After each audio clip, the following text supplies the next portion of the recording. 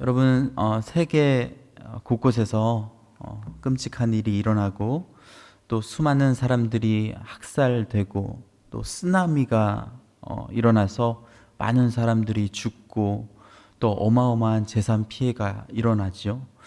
세상 사람들은 이런 것들을 보면서 도대체 하나님이 어디에 계신가? 신은 어디에 있는가라고 질문을 던집니다. 신이 있다면 저런 일을 어떻게 그냥 방관하실까? 내버려 둘까? 이렇게 묻는 것이죠. 그런데 세상 사람들뿐만 아니라 우리 신앙생활을 하는 여러분과 저도 가끔 가다가 생각날 때가 있습니다. 도대체 나는 왜 이러한 고난을 겪어야 하는지, 왜 생각지도 못한 일들이 내 삶에 자꾸만 찾아오는지, 왜 나에게는 다른 사람들보다 훨씬 더 아픔이 많은지, 이런 생각이 여러분 들 때가 종종 있잖아요. 이런 생각이 들면서 동시에 우리 안에 드는 마음은 하나님이 어디에 계실까? 내가 믿고 있는 하나님이 정말 하나님 맞을까? 왜 자꾸만 나에게 이런 일들이 일어나는 것일까? 아마도 우리 청년들과 성도님들 한 번쯤 이런 생각을 해보신 적이 있으실 겁니다. 그런데 여러분, 오늘 본문, 성경 말씀의 본문이 이 부분에 대해서 분명하게 이야기를 하고 있다는 거예요. 그것에 대한 해답이 무엇입니까? 왜 그런 일이 일어난다고 말씀하죠? 하나님이 계시지 않기 때문에 그렇습니까? 하나님 잘못이라고 얘기합니까? 아니죠. 하나님 책임이 아니라고 이야기하고 있어요. 그러면 도대체 원인이 무엇이냐? 인간의 잘못이라는 것입니다. 우리의 잘못이라는 거예요. 하나님에게 문제가 있는 것이 아니라 인간들에게 문제가 있기 때문에 그러한 일들이 일어나게 된다는 것입니다. 성경은 고난과 고통의 근본 원인이 어디에 있다라고 이야기합니까? 우리가 갖고 있는 죄에 있다라고 이야기하고 있어요. 인류의 최초의 고통이 여러분 어떻게 생기게 되었습니까? 한번 생각해 보세요. 우연히 고통이 나오게 됐나요? 아니죠. 우리의 조상인 아담과 하와가 하나님 말씀에 불순종했어요. 그로부터 축복의 땅이 저주의 땅이 되고 온갖 고통이 나오게 되었습니다. 인간에게 죄악이 들어온 시점부터 고난과 고통의 문제가 생기게 되었다라는 거예요. 그래서 우리의 삶에는 죄악으로 인한 고통과 아픔이 늘 도사리고 있는 것입니다. 온 인류가 타락하였고 하나님을 떠나서 각기 제 길로 갔기 때문에, 자기 마음대로 갔기 때문에 그에 마땅한 심판을 이미 받은 것이라고 성경은 이야기를 하고 있습니다. 죄를 지었으니 그에 마땅한 형벌을 받았다라는 거예요. 마땅한 이치라는 거예요. 하나님이 정해놓으신 법칙인 것이죠. 그렇게 인간은 죄악으로 말미암아 고통을 당해야 마땅한 존재라는 것입니다. 그래서 이 땅에도 아픔이 끊이지가 않는 거예요. 끊임없이 되풀이되는 겁니다. 이 땅을 오염시킨 대가로 기후의 변화가 생겨서 이상한 일이 생기고 지진이 나고 태풍이 올라오고 에이즈라는 불치의 병이 생기고 신종 바이러스가 자꾸만 만들어지고, 최근에는 세상을 아수라장으로 만들었던 코로나19 바이러스가 세상에 나오게 되잖아요. 중국에서 어떤 사람들이 박쥐를 먹어서 그랬다거나 무슨 실험을 하다가 우연히 생긴, 여러분 그렇게 생각하지 않습니다. 성경적인 시점은요, 우리 인간이 하나님 앞에 죄를 지었기 때문에 하나님께서 그런 것들을 우리에게 보여주시는 것이라는 거예요. 그런데 놀라운 사실은요, 우리를 사랑하시는 하나님께서는 이 땅의 죄악을 통하여 고통을 받고 있는 우리를 그냥 그 고난 가운데 못 본 채 하고 그냥 내버려 두는 것이 아니라 다시금 회복을 시키시기 원하시는 우리 하나님이시라는 것이죠. 우리가 고통받는 이유가 무엇이라고 말씀드렸나요? 오늘 말씀의 근거, 죄악 때문이다라고 말씀드렸죠.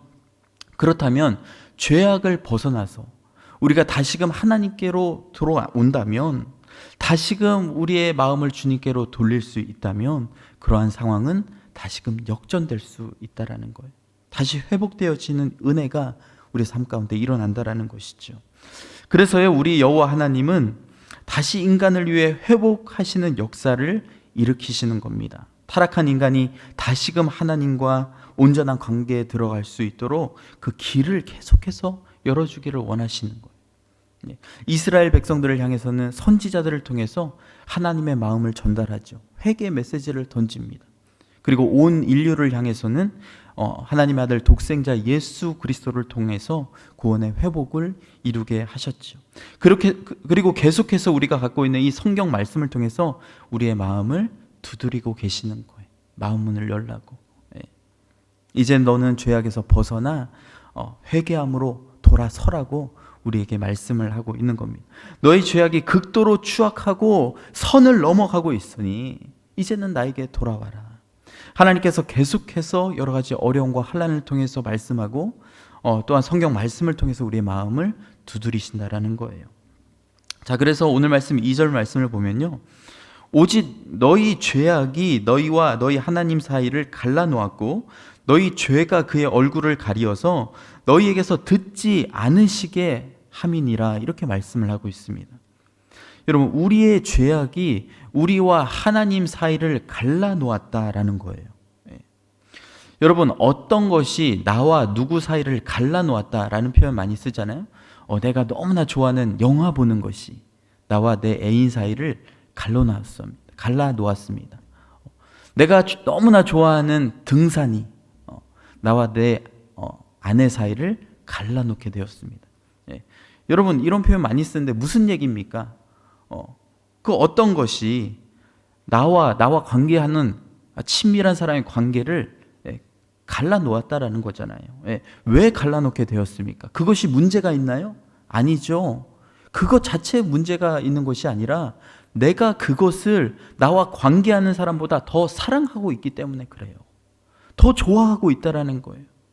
그래서 그것이 자꾸만 관계 가운데 문제가 생기게 하는 것입니다.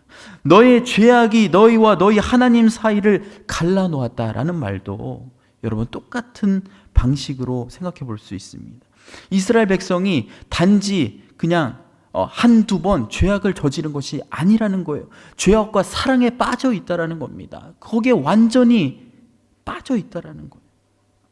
죄악된 성향 가운데 이스라엘 백성들이 완전히 노출이 되어 있다라는 것이죠. 여러분, 여기도 이제 우리 청년들 가운데 서로 사귀는 우리 청년들이 있잖아요. 남자친구가 있는데 나보다 다른 여자를 여러분 좋아한다고 생각해 보세요. 그 남자친구가 나에게 이야기하는 어떤 그런 말들이 들립니까, 여러분? 들리겠어요? 무슨 요청을 하면 여러분 들어주겠어요? 절대로 그렇게 할 수가 없잖아요. 어려운 일이잖아요. 우리 하나님도 마찬가지라는 거예요. 너희가 죄악을 그렇게 사랑하냐? 그러면 죄악과 더불어 살아. 그것에 가서 이야기해. 나에게 와서 무엇을 해달라 요청하지 말고, 기도하지 말고, 그렇게 말씀을 하고 있는 것이라는 거예요. 그렇게 너의 죄가 그의 얼굴을 가리어서 너희에게서 듣지 않으시게 함이니라. 들을 수가 없다라는 거예요. 자, 여기서 왜 죄악에 만연되어 있는 이스라엘 백성에게 기도의 응답이 없었는지 우리는 깨달을 수 있죠. 기도를 응답하실 수가 없는 거예요, 하나님이. 죄악에 쩔어 있는 그들의 모습 가운데, 죄악을 사랑하는 그들의 모습 가운데 관계적으로 너무나 멀리 떨어져 있음을 우리는 볼 수 있기 때문입니다. 다시 정리해서 말씀드리면 이스라엘 백성들이 하나님보다 더 사랑했던 온갖 죄악들로 인해서 그들은 하나님과 분리되어졌고 관계도 멀어지게 되었습니다. 그렇기에 기도의 응답이 없었고요. 그들의 삶에 늘 고난과 역경, 아픔, 질병이 도사리고 있었다라는 것입니다. 3절부터는 이스라엘 백성들이 어떤 죄악, 그러면 어떤 죄악 가운데 있었는지 구체적으로 이야기를 하고 있는데요. 하나님께서는 아주 노골적으로 세세하게 그들의 죄악을 드러내십니다. 3, 4절에 보시면 손에 피를 묻혔고 온갖 거짓을 말하고 소송을 정의롭게 하지 않으며 진실한 판사도 없고 온갖 악행을 일삼았다라는 거예요. 뿐만 아니라 5절에 보시면 독사의 알을 품으며 거미줄을 짜나니 그 알을 먹는 자는 죽을 것이요 그 알이 밟힌즉 터져서 독사가 나올 것이라. 이런 무슨 말씀입니까? 그들의 사회가 남을 해치고 죽이고 거짓말하는 사회로 완전히 만연되어 있었다라는 거예요. 법정에 부패가 가득했습니다. 선과 악과 정의를 구현해야 되는 법정이 완전히 부패되어 있었다라는 거예요. 독사의 알에서 수많은 알이 흘러나오듯이 이스라엘 백성들 가운데 수많은 죄가 흘러나오고 있었으며 또 그 죄가 번식되고 있었다는 거예요. 죄는 죄를 낳고 계속 그렇게 되어 있었다는 거죠. 여러분, 죄가 죄를 낳는다, 번식된다라는 표현, 여러분 굉장히 재밌는 표현이죠. 근데 여러분, 죄를 짓게 되면 그 죄는요, 그 죄를 덮기 위해서 또 다른 죄를 만들게 되잖아요. 그렇죠? 내가 거짓말을 했다. 그러면 저는 그 거짓말을 덮기 위해서 또 다른 거짓말을 해요. 또 그러면 그 거짓말을 덮기 위해서 다른 악한 계획을 세우고 더 악한 행위를 계속해서 저지르게 된다는 거예요.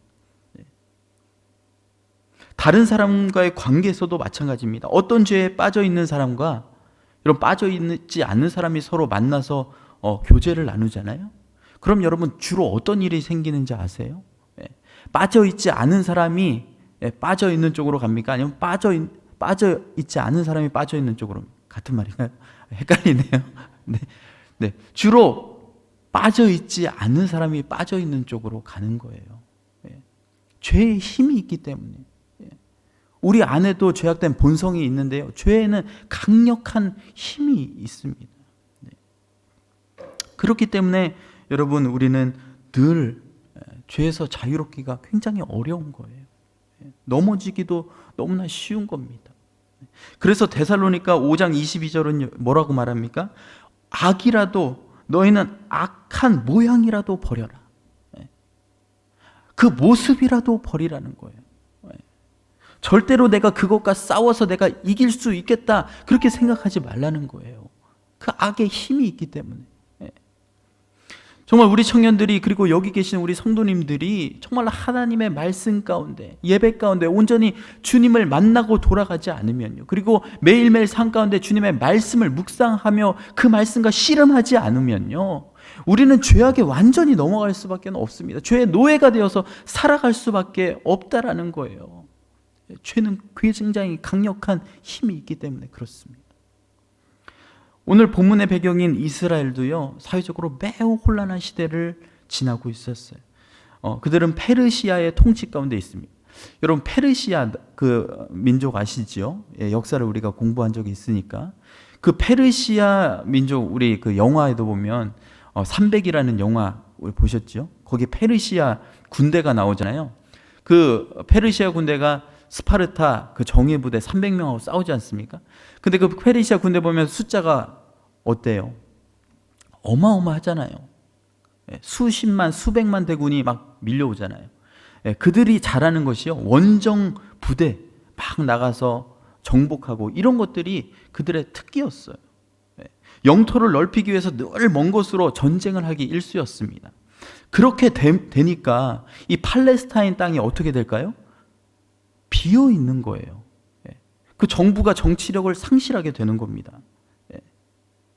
그래서 소송을 해도요, 제대로 판결이 나지 않고 그것을 공정하게 재판할 수 있는 판사도 없는 거예요. 이 틈을 타서 사람들은 서로가 뇌물을 주고받고 악한 일을 저지르고 더 많은 죄악으로 가득 넘치게 되고 수많은 고통을 겪어야 했던 거예요. 사람들이, 서민들이 이곳에서 살기가 얼마나 어려웠겠습니까? 그렇죠? 부정과 부패가, 그리고 타락이 만연되어 있는 사회였습니다. 그런데 이러한 모든 고통과 슬픔이 바로 이스라엘 백성이 하나님보다 죄악을 더 사랑했기 때문에 그렇다라고 하나님 말씀하고 가시는 거예요. 여러분, 우리의 이성적인 생각으로 생각해 보면 이거 좀 이상한 거 아닌가, 하나님 억지 부리시는 거 아닌가, 이런 생각이 들지요. 어떻게 페르시아의 통치를 받고 있는 상황 가운데 그들이 잘못 통치를 해서 사회가 그렇게 되어지고 있는데, 그렇게 상황이 되어지는 것을 가지고 이스라엘의 죄악 때문이라고 말씀하실 수 있는가, 그렇게 생각할 수 있을 것 같은데요, 하나님께서는요, 이스라엘 백성들에게 분명하게 진단을 내리고 계시는 거예요. 너희의 죄악 때문이라는 거예요. 너희들의 죄악 때문에 지금 이러한 모든 악함과 어둠이 밀려오는 것이라는 겁니다. 여러분, 누구에게 죄를 깨닫게 하는 일, 여러분 어떻습니까? 친한 친구가 있는데 그 사람의 죄를 내가 이야기하고 지목하는 거, 여러분 굉장히 익사이링하고 즐겁고 재미있는 일인가요? 네. 너무나 고통스럽고 어려운 일이잖아요. 네. 혹시 우리 청년들 가운데 그런 일을 해보신 적 있는 우리 청년들인지 모르겠습니다. 어려워요. 내가 저렇게 이야기를 하면, 저 친구의 죄를 이야기하면, 잘못을 이야기하면 혹시 상처받지 않을까? 그런 생각이 우리 안에 정말 밀려 들어옵니다. 예. 나는 분명히 그 친구를 너무나 사랑해서 이야기해 줬는데 정말 이거 부분만을 고쳤으면 좋겠다 해서 이야기를 했는데 오해를 하게 되고 연락이 안 되고 그런 경험 하신 적 아마 있을 거예요. 예. 쉽지가 않습니다. 그런데 여러분, 질문이에요. 그 친구를 내가 정말로 사랑한다면 상처 때문에 그냥 내버려 두는 게 맞는 것인가? 저는 그렇게 생각하지 않습니다. 상처가 되더라도 이야기해 주는 게 맞다라고 생각해요. 왜요? 그 친구는 그것 때문에 더 많은 상처를 경험할 것이기 때문이에요. 하나님과의 관계도 멀어질 것이기 때문이에요. 제가 두 아이를 이제 키우고 있잖아요. 그러면 이제 아이들이 그들밖에 놀다가 잘못된 일을 막 하고 또 죄도 그들에게 보여지고 합니다. 너 이거 잘못된 행동이야. 아이들에게 이야기하는 거 쉬운 일 같죠? 그렇지 않아요. 쉽지 않습니다. 혹시 얘가 그것에 대한 트라우마가 생기진 않을까? 아빠인 나에 대해서 오해하지는 않을까? 이런 별 생각이 다 들어요. 그런데 그들이 잘못하고 있는 것을 여러분 그냥 넘어가면 되겠습니까? 내 딸이니까 너무 귀여워. 괜찮아. 초등학생이지만 좀 어른들한테 반말해도 괜찮아. 이러고 그냥 넘어가면 되겠습니까? 안 되는 거죠. 제가 그 아이를 정말로 사랑한다면 그냥 그것을 못 본 채 하고 넘어가는 것이 아니라 이야기해 주어야 되고 고쳐 주어야 하는 거예요. 그것이 제가 그 아이를 사랑하는 모습이라는 거예요. 여러분, 하나님도 마찬가지입니다. 우리가 갖고 있는 죄악을 보면서 마음 아파하시는 거예요. 그런데 그것에 대해서 말씀해 주지 않으시면 우리는 절대로 그 죄에서 벗어나올 수가 없습니다. 아까도 말씀드렸지만 죄는 강한 힘이 있다고요. 우리를 잡아끄는 힘이 있기 때문에 우리의 힘으로는 절대로 벗어나오기가 어려워요. 그래서 하나님께서 우리에게 말씀하시고 우리 안에 있는 성령님의 능력으로 우리를 회복하시려고 하시는 거예요. 우리에게 말씀을 하신다, 지적하신다는 것 자체가 우리를 괴롭히시고 힘들게 하고 죄책감을 느끼게 하기 위해서가 아니라 우리를 회복하시려는 하나님의 강한 의지를 우리는 볼 수 있는 것입니다. 하나님이 우리를 너무나 사랑하시기 때문에 우리에게 말씀해 주시기 원하신다는 거예요.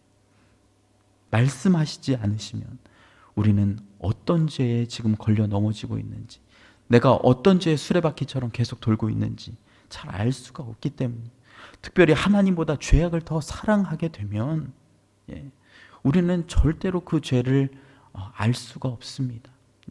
안개 가운데 있으면 내가 지금 어디에 있는지 모르잖아요.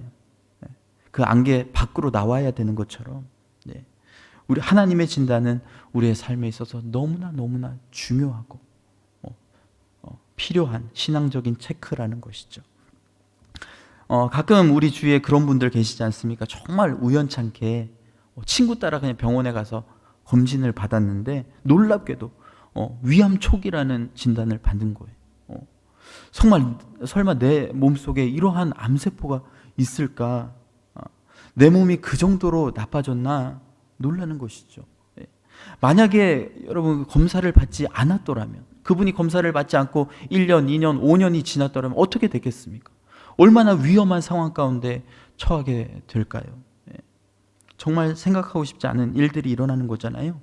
그렇게 진단을 받아서 내 몸에 어떤 질병이 있는지 확인하는 거 너무나 중요하다는 거예요.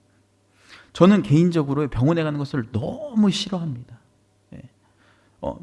병원에 가서 의사에게 제 몸을 이렇게 보여주는 것도 싫고요. 의사분들이 이렇게 냉소적인 말로 이렇게 하라 저렇게 하라, 관리를 못했네요, 이렇게 질책 아닌 질책을 이렇게 받는 것도 너무 좀 힘들어요. 제가 아는 대다수의 성도님들도 병원에 가서 진단받는 걸 그렇게 좋아하지 않으세요. 그런데요, 그렇게 가기 싫은 병원을 왜 가냐? 왜 진단을 받으러 갑니까? 혹시라도 내 몸에 무슨 이상이 있는 거 아닐까? 혹시라도 위험한 용종이나 바이러스나 세균이 내 몸에 서식해 있는 거 아닐까? 혹시라도 몸의 밸런스가 지금 깨져 있고 유해한 균들이 막 번식되어 있는 것은 아닐까? 걱정이 되기 때문에 우리 병원을 찾는 거 아니겠습니까? 만약 제가 아프지 않는 사람이라면, 슈퍼맨 같이 완전한 사람이라면 저는 병원에 갈 필요가 없지요. 그렇게 할 필요가 없습니다. 그런데 저는 연약한 인간이거든요. 언제라도 병에 걸릴 수 있는 사람이니까 병원에 가는 거예요. 체크를 받아야 한다는 것입니다. 병원에 가는 것은 너무나 귀찮고 힘들고 또 짜증도 나지만 그렇게 해야 하는 일이라는 것입니다. 마찬가지로 우리는 하나님 앞에 우리의 모습 그대로를 보여드리는 거. 여러분, 아무도 이것을 좋아하는 사람 없어요. 예배당에 나와서 하나님, 내가 이런 죄를 주님 앞에 졌습니다. 끔찍한 죄를 지었습니다. 하나님 앞에 오픈하기 좋아하는 사람 없어요. 왜요? 하나님은 너무나 거룩하시고 완전하시고 온전하신 분이신데 나는 그렇지가 않거든요. 나는 불완전하거든요. 이번 주에도 수만 가지 죄를 짓고 이곳에 와 있거든요. 뭔가 꺼리직한 것이 있으니까 예배 드리는 거 그렇게 좋아하지 않아요. 게임하고 영화 보고 운동하는 거는 너무 좋은데, 그죠? 예배 드리러 나올 때 여러분 정말 익사이링하고 기뻐서 기대돼. 물론 가끔 가다가 그런 특이하신 분들이 계시지만 대부분 그렇지 않습니다. 힘들어요. 자, 그런데요, 그럼에도 불구하고 여러분과 제가 주님 앞에 꼭 나와야 하는 이유가 있다라는 거예요. 그것은 우리는 영적으로 연약하고 병들기 쉬운 하나님의 자녀이기 때문에 그렇습니다. 내일도 넘어질 수 있는 연약한 하나님의 자녀이기 때문에 주님 앞에 나와서 매주 진단을 받아야 한다는 거예요. 내가 만약에 완전하다면, 죄 가운데서 완전히 벗어날 수 있는 완벽한 존재라면, 단 한순간도 세상에 넘어지지 않을 수 있다면 하나님 앞에 나올 필요 없을지 모르겠어요. 물론 그런 분들은 하나님 앞에 예배 드리는 것들 더 사모하며 나오시겠지만, 어쨌든 완전하다면 그럴 필요가 없을지 모르겠습니다. 그런데 우리 모두는 그렇지 않다라는 거예요. 너무너무 연약합니다. 그래서 주님 앞에 나와 진단을 받아야 한다는 거예요. 내가 지금 넘어지고 있는 것이 무엇인지, 내가 지금 하나님과 얼마나 멀리 떨어져 있는 그런 모습으로 살고 있는지, 하나님의 진단이 필요하다는 거예요. 내 삶에 있어서 정말 고쳐야 하는 죄악이 무엇인지 우리는 발견을 해야 한다는 거예요. 누구를 통해서요? 예수 그리스도, 우리의 주님을 통해서 진단을 받아야 한다는 것입니다. 주님께서 우리에게 말씀해 주시는 그 음성을 들어야 한다는 거예요. 다른 사람이 나를 진단하는 것은 별거 아닐 수 있어요. 의사분들이 우리를 진단하는 거 오진할 수 있어요. 그러나 하나님의 진단은요, 매우 정확합니다. 그것은 100% 우리가 신뢰할 수 있는 진단이기 때문에 그 진단 앞에 우리는 우리의 잘못을 철저하게 내려놓고 죄악에서 돌이킬 수 있다라는 거예요. 다시 말해서 우리는 살기 위해, 살아남기 위해, 영적으로 살아남기 위해 하나님의 진단을 꼭 받아야 한다는 거예요. 자, 그럼 목사님, 저 진단을 어떻게 받아야 합니까? 그냥 교회 나와서 앉아 있으면 되는 겁니까? 어떤 때는 목사님이나 전도사님의 말씀을 통해서 하나님께서 말씀하는 경우가 있고요. 또 말씀 묵상, 말씀을 읽다가 또 기도하시면서 또 정말로 하나님 앞에 온전히 찬양하면서 하나님께서 말씀하실 수 있어요. 그런데 가장 중요한 것은요, 내 죄를 하나님 앞에 보여드리는 거예요. 어떻게 보면 좀 부끄러운 부분일 수 있죠. 그러나 철저하게 내가 생각하는 나의 죄를 하나님 앞에 열어서 보여드리는 거예요. 그랬을 때 하나님께서 그것을 가지고 나에게 말씀하시고 진단하실 수 있다라는 것입니다. 이런 것이 사실 마음이 무겁고 어려울 수 있습니다. 그런데 사랑하는 성도 여러분, 암세포가 조기에 발견되는 것은 저주가 아니라 감사한 일이잖아요. 지금 빨리 하나님께서 나를 진단해 주셔서 치료할 수 있는 것은 우리의 생명을 연장하기 위한 하나님의 처방이기 때문에 그렇습니다. 이스라엘 백성도 이런 하나님의 진단 앞에서 엎드려지게 돼요. 놀란 회개의 역사가 일어납니다. 12절에 보시면 우리의 허물이 우리와 함께 있음이니라. 우리의 죄악을 우리가 알고 있습니다. 이렇게 이스라엘 백성들이 이야기하고 있죠. 하나님의 말씀 앞에 그들이 다시 회개함으로 주님 앞에 나아가고 다시 하나님과의 관계가 회복되고 있음을 우리는 볼 수가 있습니다. 코로나로 인해서 여러분 우리의 가정과 우리의 안전이 보장받을 수 없는 그러한 사회 가운데 살고 있잖아요. 뿐만 아니라 내 직장과 사업이 어떻게 될지 모르는 불안감 가운데 우리는 늘 살아가고 있습니다. 이러한 시기에 도대체 어떻게 살아야 할까? 오늘 말씀은요, 주님을 붙잡으라는 거예요. 우리 청년들 주님을 붙잡으라는 겁니다. 네, 하나님 앞에 나아가라. 그리고 내 모든 죄악과 어두움을 그분 앞에 완전히 펼쳐놓고 보여드려라. 진단을 받아라. 그리고 그분이 말씀하시는 부분에 귀를 기울이라. 그러면 하나님께서 우리를 회복시켜 주시고 치유해 주시겠다 말씀하고 있는 거예요. 혹시 아직까지도 오늘 예배라는 틀 안에서 예배당에서 찬양은 드렸고 말씀은 뭐 대충 들었지만 정말 하나님 앞에 나아가서 그분 앞에서 내 모습을 보여드리기가 민망해서 감추고 조용히 예배 끝나면 일어나서 집에 가려고 했던 우리 청년들 또 우리 성도님들 계실지 모르겠습니다. 대충 내가 이 시간 때우고 빨리 가야지. 한 번도 주님을 정말 인격적으로 만나지 못하고 그분 앞에 나의 죄를 고백하지 못하고 살았던 그런 적이 혹시 있으시다면 오늘 우리가 찬양하며 기도할 때 정말 그분을 만났으면 좋겠어요. 우리가 어떻게 만날 수 있을까요? 주님, 나는 죄인입니다. 고백하세요. 주님, 나는 일주일 동안에도 이러한 죄를 지었습니다. 하나님, 나는 거짓말을 했습니다. 탐욕으로 살았습니다. 방탕했습니다. 게으름과 나태함이 일주일 동안 있었습니다. 음란했습니다. 영적인 우상 숭배가 있었습니다. 개인 중독에 빠졌습니다. 주님의 말씀에 불순종하고 부모님의 말씀에 거역하며 살았습니다. 내 고집과 내 개인적인 욕망으로 하나님 살아갔습니다. 세상적인 가치에 쩔어 있었습니다. 주님 앞에 다 열어서 오픈하세요. 나는 주님 이러한 사람입니다. 그때에 주님께서 우리에게 오셔서 말씀하실 것입니다. 하나님께서 우리에게 진단을 내려주실 거예요. 그 음성을 들으세요. 주님, 도와주십시오. 나를 붙들어 주십시오. 하나님, 내 이 암세포가 이대로 여기서 커가지 않게 하여 주십시오. 주님, 치유하여 주십시오. 도와주십시오. 그러면 우리 사부 예배 청년들 성도님들이 간절히 기도하면요, 정말 놀라운 역사가 일어날 것 같아요. 코로나19가 사라질 수 있을 것 같아요. 그런 하나님의 역사가 이 땅 가운데 일어날 수 있을 것 같아요. 그래서 이제 우리 같이 찬양하는데요, 여호와께 돌아가자. 너무나 귀한 찬양 가사가 아닌지 모르겠습니다.